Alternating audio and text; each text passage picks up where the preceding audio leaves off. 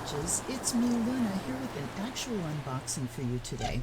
This arrived on my doorstep earlier today, and it is the Edmund Dulac Tarot. I saw this deck on somebody else's unboxing, and I was intrigued because the name of it, I thought it was going to be like a really old historic deck, just that Dulac. But I think what I was remembering was an old, like the really old Robin Hood series from the late 80s, early 90s from England. I think there was something about a Dulac there and it rang my bell. Anyhow, I also really like the artwork. So let's rip this sucker open and see what we got.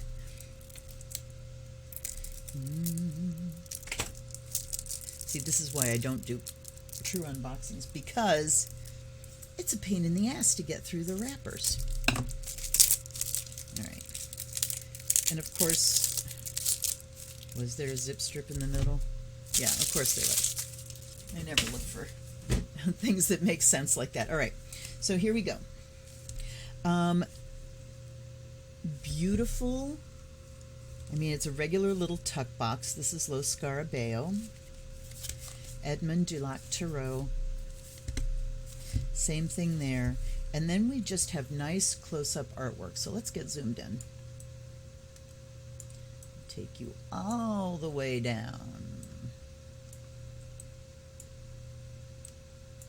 All right. Here we go. And I'm thinking maybe this is not the best idea. There we go. Too much glare. All right. So you can see the beautiful, absolutely gorgeous artwork. It really looks old style. I love that they filled up the whole back with it. This, when I got it, I hadn't looked at the publisher, and I was sure it was going to be a US Games deck because it's the typical tuck box.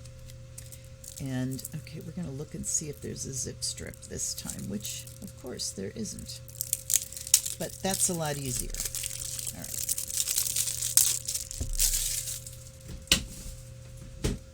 So we have the card that you get with LS decks now, which is an ad for Tarosophy, the Tarot Association Worldwide, which is Marcus Katz, and I belong to their Facebook page. I'm not a member of the organization.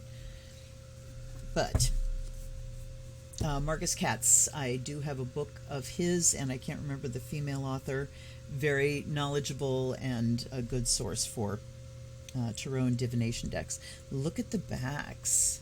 They're beautiful. So these are non-directional, so you can't tell when they're reversed. And let's take a quick look at the book just to see how many pages are devoted to the English before we get to so 21 pages. You know, typical with LS, there are several languages and just a fraction of the book for each language. I want to see if I can, let's read the introduction, because I'd like to know more about this artist. This deck was born of the extraordinary artistry of the master Edmund Dulac. Born in Toulouse, France in October 1882, that's okay. Dulac obtained English citizenship in February of 1912. He passed away in Toulouse on May 25, 1953. Edmund Dulac is considered one of the most famous and important illustrators of the Anglo-Saxon world. Okay, now I know why the name is ringing a bell. Particularly in the golden age of illustration that went from the end of the 19th century to the beginning of the 20th. His art developed throughout different phases, covering illustrations for books and magazines, caricatures, and even banknotes and postage stamps. The most distinctive trait of Dulac's work, the very trait that makes it extraordinarily fitting for tarot decks, is its ability to evoke both the elements of a story and the world behind it within the same scene.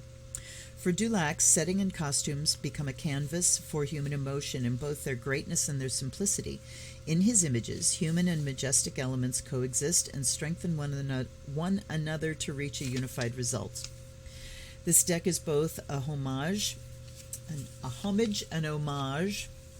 to the great artist's work and a tool for reading the tarot. Dulac's art becomes a medium for the traditional meanings of the arcana to resonate with the intuition of the reader and the querent. The meanings suggested hereafter can be a guide to using the deck. They help interpret the card and its image using one's intuition, and they provide keywords that allow for an immediate reading for whomever may need it. All right. So we don't have just standard meanings here, but that explains to me. I have a set of books. There are these Time Life series books on, magic and wizards and gnomes and trolls and ghosts and stuff, and they're fabric covered hardback books. Fabulous illustrations, and I'm absolutely sure his illustrations are in them. So now I feel better about knowing why that rings a bell for me so much. Okay, and here is a face card. So we do have 2 cards to use for blocking the deck. And looky here. Here we go. First thing I'm struck with is just the darkness of the images. They look much lighter on camera than what I'm looking at here. And just to fuck around a little bit more. Yeah, too much glare for you. It helps me, not you. Anyway, we see the Fool here like in mid-air, like way, way up high, and there's someone behind him. I don't know who that person... Okay, there's wings. It's like the Fool has wings. Let's read. Lighthearted and optimistic, he walks the sky, unhampered by roads or borders. He is free, ready to break the rules. Whoever travels with him on his back between his wings can be reborn and rediscover youth and enthusiasm. And then in italics, it has new beginnings, enthusiasm, originality. So you do have the standard, just, pithy keywords. But the meaning, the written meaning, actually is about this specific image. I really love that. I like the borders, top and bottom. I should say this is a standard size deck. So if you're used to, standard Rider weight, the cardstock feels standard as well as the size of the deck. And here we have the Magician. Look at him approaching the altar, and we see the censer burning and the sword. So you can't really see each of the elemental symbols here as you do in the standard tarot deck. In the cave of the mind, the master of hidden paths uses his will like a sword to make the creative force in his soul blossom. So we do have, another description. And here's the High Priestess. Okay. I'm going to bring her closer for you. There's a lot of subtlety in these images. Delicacy, subtlety. He obviously works with a very light hand. It reminds me a little bit of Alan Lee. Alan Lee and John Howe were the 2 illustrators that had illustrated Tolkien's works a lot and ended up being conceptual artists on the Lord of the Rings movies. And it just reminds me, watching Alan Lee work, pencil barely touching the paper. It's really ethereal. And here we have the Empress.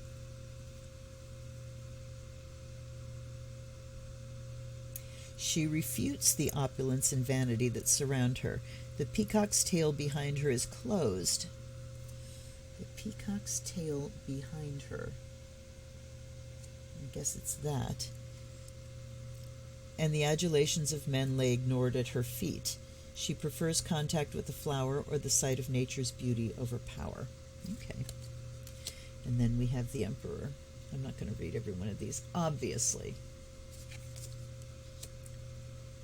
The Hierophant. Ooh!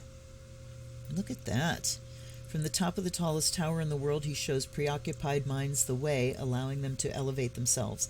At the same time, he forces evil to stay low, and he watches over it with constant vigilance. So this is much more like a magician than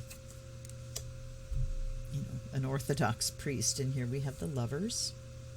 Just the darkness, the contrast, the depth of these images I find so appealing. The softness of the shading around them. Just beautiful. And here's the Chariot. So we've got like a Cinderella coach going through the mist or water. It moves ceaselessly, traveling its path even at night when the way is hard to see. Whoever is not on it must run to keep up with it. Okay. And then again, certainty in one's decisions, confidence, the will to move forward. So I'm glad that they have the typical keywords, but look at the look at the Strength card. Yes, indeedy. This is my dream, to have a pet panther. I do have a pie wagon. Okay, 9. Here's the Hermit. So we have the hint of a light up here, but he's in his study, locked away, looking out on everything. And here's the Wheel. It's a spinning wheel. The Hanged Man. Oh, this is Justice, sorry.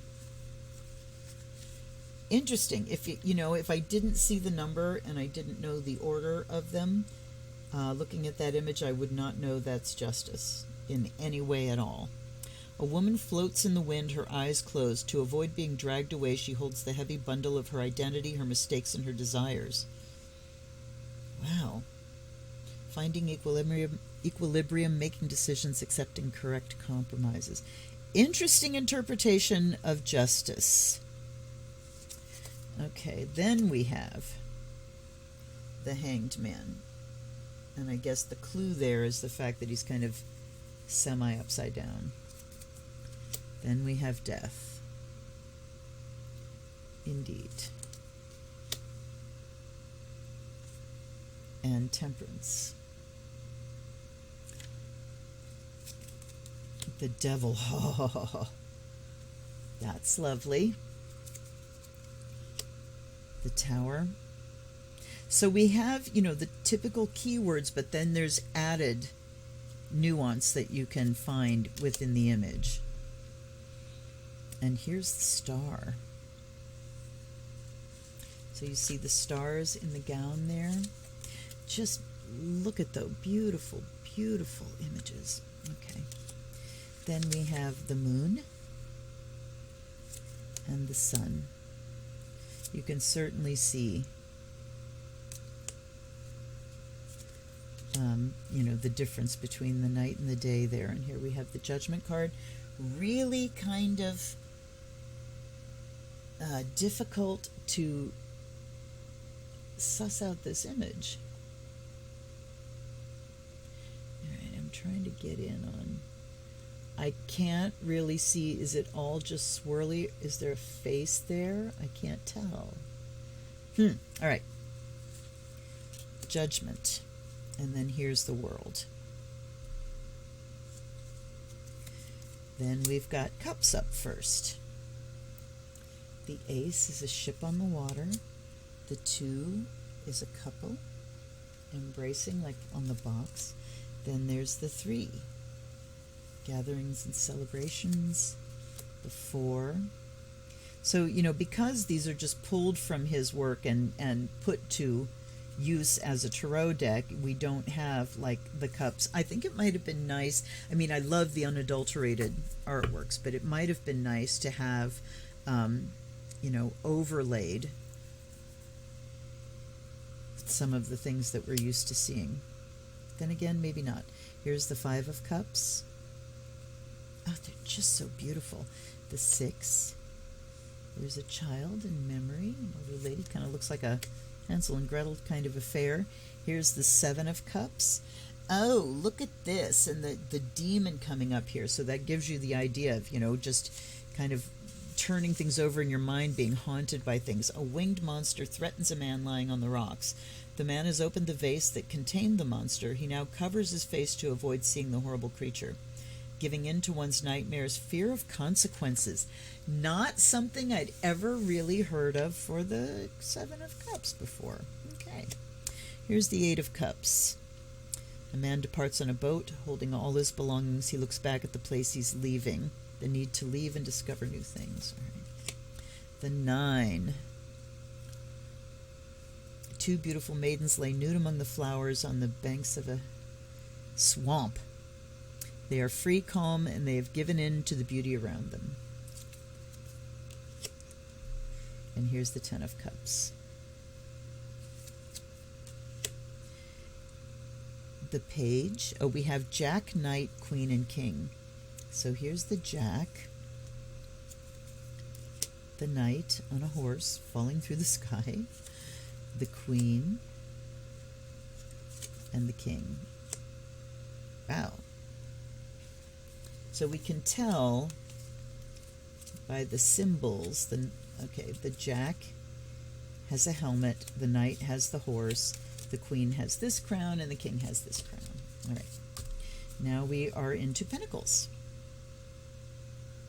It's the Ace, 2, 3. That definitely relates to the Standard. People planning, making plans together. Oh, look, Princess and the Pea. Let's read the 4. A maiden rests in a canopy bed on a stack of mattresses, the search for maximum comfort and stability, taking care of one's belongings. Okay. The 5. Snowy cold. Interesting. The meaning of 5 of coins here in the keywords is staying hopeful. The snow that covers the city takes the form of a white woman. Okay, I see her. She looks at the roofs and illuminated windows in amusement. Even the coldest night can hold wonders. So rather than, poverty and being left out in the cold and all those standard things, we definitely have a new vibe there of staying hopeful.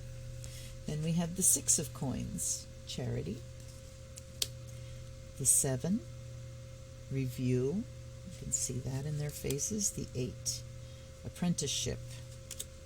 The 9, solitary abundance, and the 10, the stable family card. That's a gorgeous image. They all are. There's the Jack of coins, the Knight, the Queen, and the King. Then we've got wands. The Ace of Wands is like a fairy godmother. A fairy dressed in white points her glowing magic wand at a pumpkin. Next to her, a poor maiden waits for her miracle.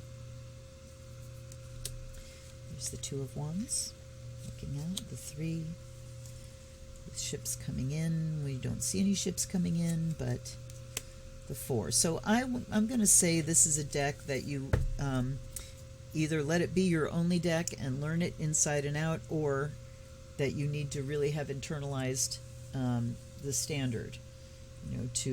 To use it in that way. If you're not going to do that, if you don't know the Standard deck, then you are really going to have to learn this deck. 4 of Wands. 6 young women await someone's return by a clear fountain. The closest one holds a white flower, a celebrated return. Home as a place of pleasure, serenity, and welcome. There's the 5 of Wands. 3 bandits watch a sumptuous carriage come towards them. Imminent conflict, clash between opposing positions. So that's Standard. The 6 of Wands, victory. The 7, a woman rests in her bed. 2 guards armed with swords lay dormant outside the room. Lie dormant. And there's the 8 of Wands. Look at the women flying through the air. Come on. You want to pop in and you know it. You want it. There we go. Okay, 9. And the 10. Ooh, that's perfect. The Jack. The Knight. None of these knights are going anywhere, except the one falling through the air. That's the Knight of Water. The Queen. And the King. All right. Ace of Swords. There's a harpy coming in. Is that what they say it is? A winged monster approaches. A group of old warriors, knives in hand, are ready to defeat it. So that's a harpy for sure. Then we have the 2, kind of looking like Ophelia. The 3, ooh, look at that.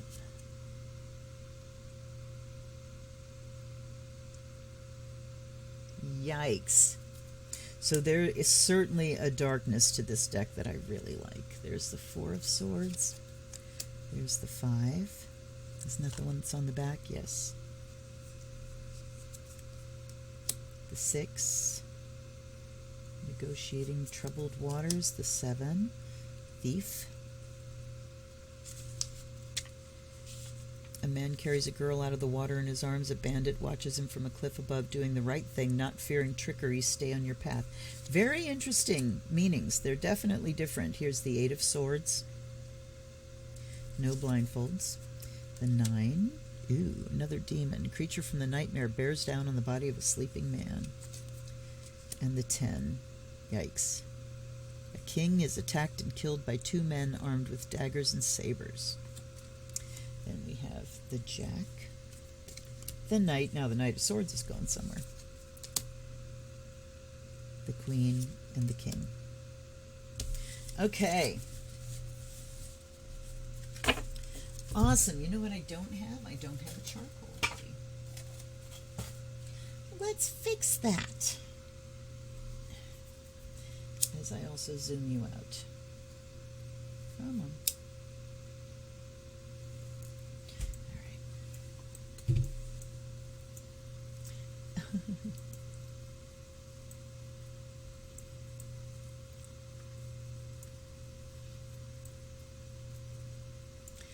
All right.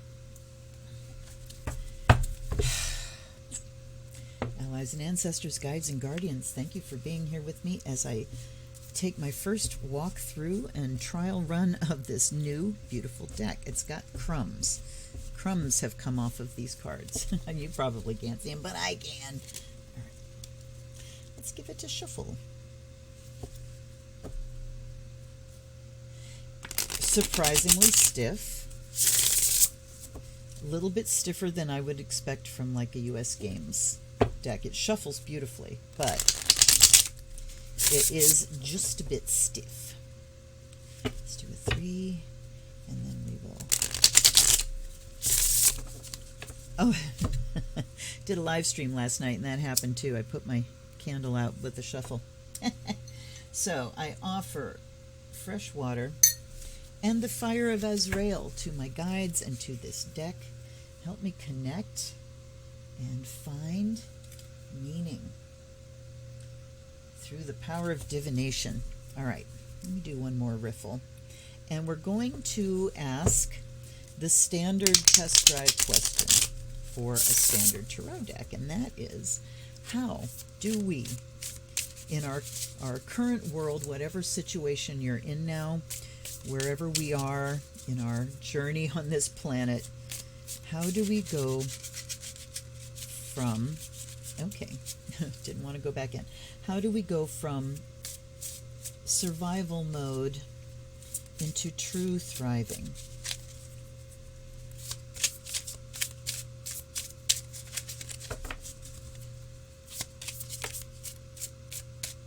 Okay, so we've got the first 2 there.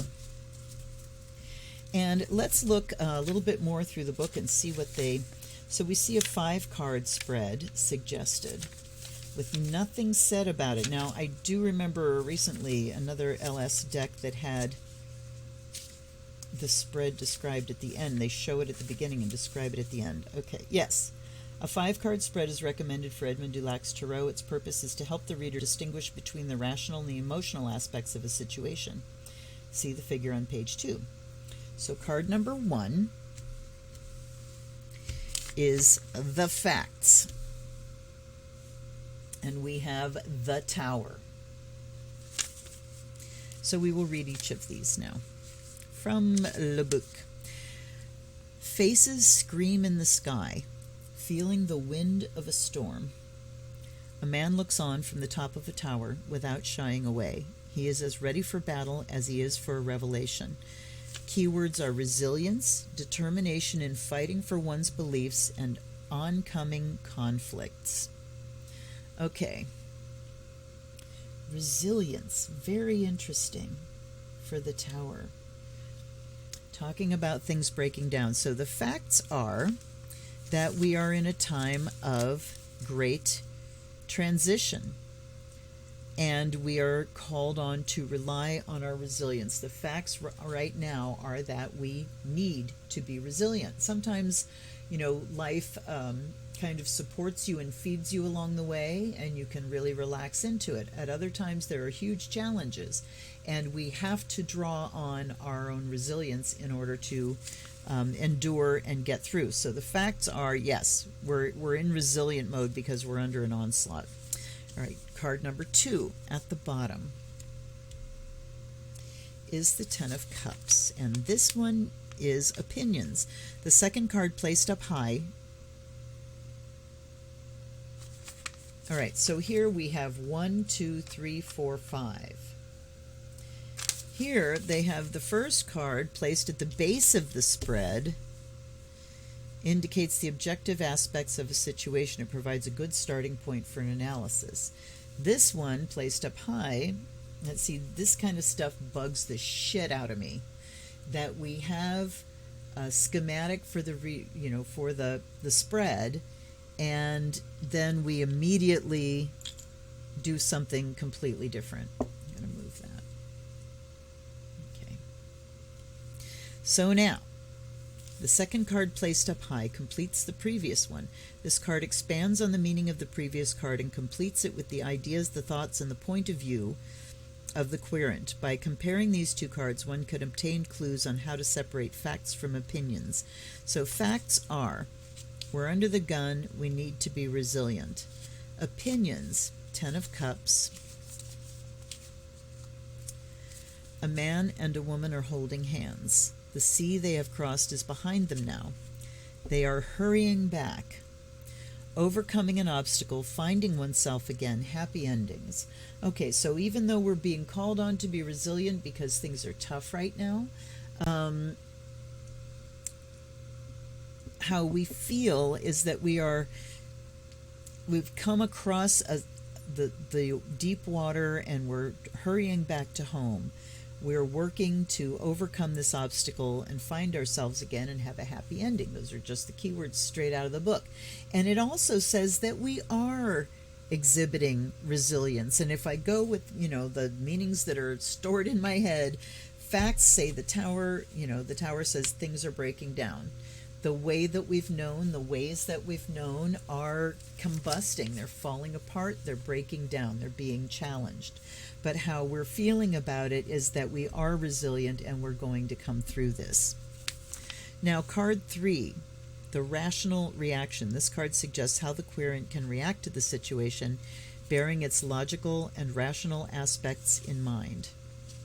This card's interpretation invites us to act thoughtfully and calmly and to move on one step at a time. All right, so this is going to be, and I'm just going to take them from the top here. The Fool. The rational reaction is to be like the fool, lighthearted and optimistic. He walks the sky unhampered by roads or borders. He's free, ready to break the rules. Whoever travels with him on his back between his wings can be reborn and rediscover youth and enthusiasm, new beginnings, enthusiasm, originality. So the rational reaction is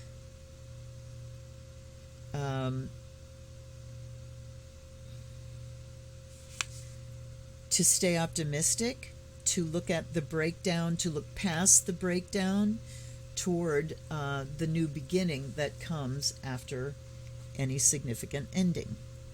And now that's being rational. Being rational, we maintain hope. This is the emotional. This card highlights the querent's subjective views and how the situation interacts with their emotions. This card invites us to be self-aware. Moreover, it can give us insight on how to understand ourselves and our desires better. Okay. And we have the Seven of Cups. Sorry, I'm looking around here because my program is making me think that it's not recording at all. A winged monster threatens a man lying on the rocks. The man has opened the vase that contained the monster. He now covers his face to avoid seeing the horrible creature, giving in to one's nightmares and fear of consequences. So the rational is we look at it as an ending which has inherent in it a new beginning. We keep hope alive there, but emotionally we're freaking out. Emotionally, we've got nightmares and big fears coming up. And then the last is synthesis. This card helps the querent put together and unite the four aspects that emerged in the previous cards. Every situation, every way we can react to it depends on multiple factors. Rationality or emotion alone cannot offer a complete solution. So interesting that the spread really just kind of seesaws back and forth between rational and emotional, rational and emotional. So we have the Four of Coins here.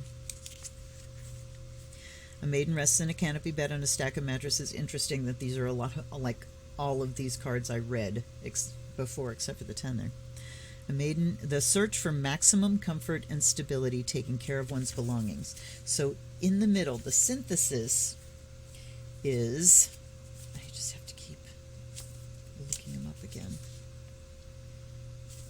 The synthesis is looking for maximum stability and comfort here, and taking care of your belongings. So in this time where things are rocking and rolling and shaking, where we have come across the deep water and we're feeling about, coming home and looking for that emotional comfort, rationally we know that, endings and beginnings come together, and we can maintain our rational optimism there.